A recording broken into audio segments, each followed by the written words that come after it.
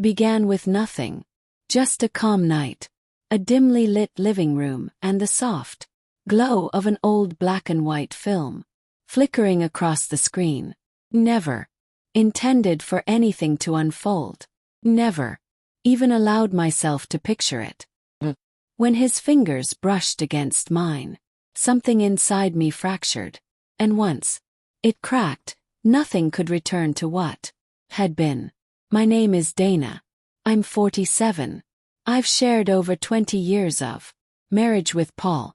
We have 2 children, a mortgage, and a calendar filled with repetition. We don't fight anymore. We don't laugh either. We simply operate like a machine that forgot it was once designed for joy. He arrives home, I cook, we tidy, we sleep. Repeat, yet feeling seen, touched, desired. That part of me had been buried. 4 years until Tyler. Tyler is 31. He's the son of my closest friend. He grew up around our house. Sleepovers, cookouts, summer pools. He used to call me Miss Dana.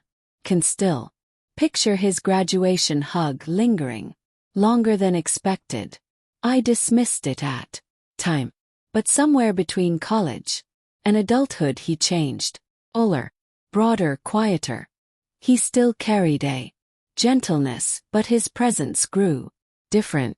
He noticed little things like a new sweater or when I looked worn. Paul hadn't noticed in years. That night it was just the 2 of us.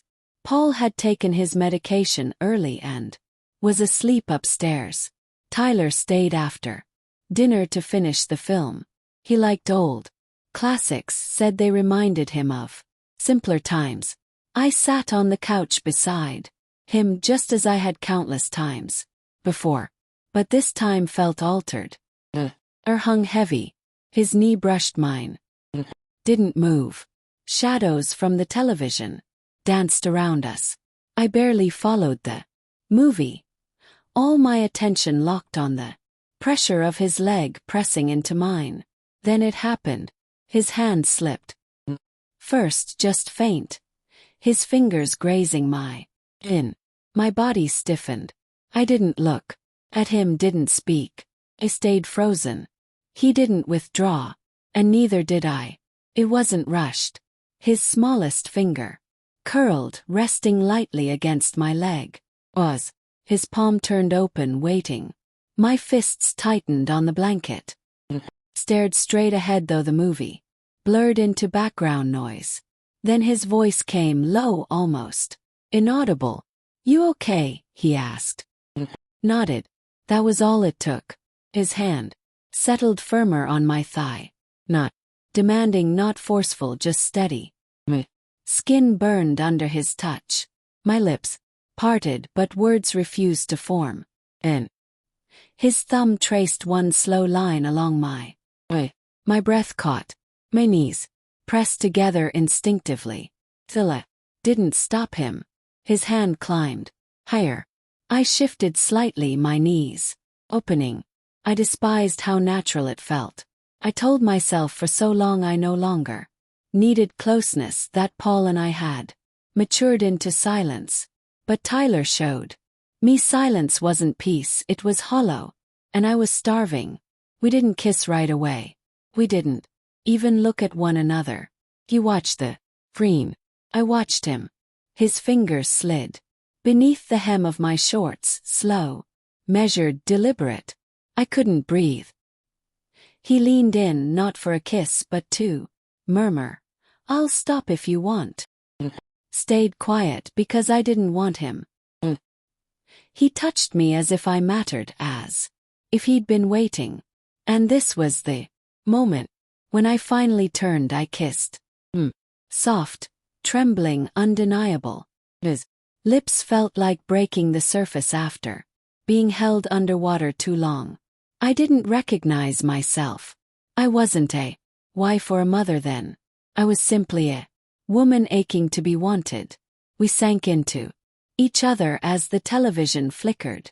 Forgotten. He was gentle, almost reverent. My shirt lifted, his hands warm against my skin. Again and again I Thought I should stop. But every time I tried, his touch erased the logic. Noise down the hall startled us. Floorboard, a pipe, something. He pulled back, forehead pressed to mine. He shouldn't be doing this, he whispered. I know. But I kissed him again because it was already too late. When the credits rolled, silence bound. I glanced at him, shirt crumpled, lips swollen, eyes searching. What now? He asked. He gave no answer. The next morning I lingered in the kitchen. Coffee untouched. The bathroom door creaked. He passed by, wordless, filling a glass of water. I didn't look, but I felt the current humming between us. Later that week we crossed paths in the laundry room. Our hands met over the basket. We froze.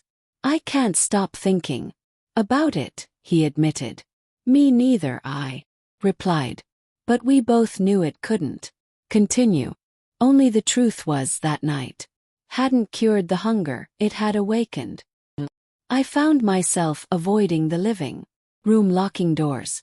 Not to keep him out, but to restrain myself. I still felt his breath on my neck, his hand on my thigh. The way he made me visible again. Days later we sat on the porch steps. Sunset painting the sky. He sat at the other end, not close, not far. You've been quiet, he said. I've been thinking. Me too. I turned to him. I shouldn't have let it happen. But you did, and I didn't stop you. Silence sat between us, heavy and unrelenting. He rose eventually, walking into the dusk. I didn't say goodbye. I just watched him disappear into shadow. Inside, Paul was rinsing dishes. He stood in the doorway, glass in hand, and lied with my silence when he asked, "You okay?" He nodded. But I wasn't, because the cruelest part wasn't that it happened. The cruelest part was that I wanted it to.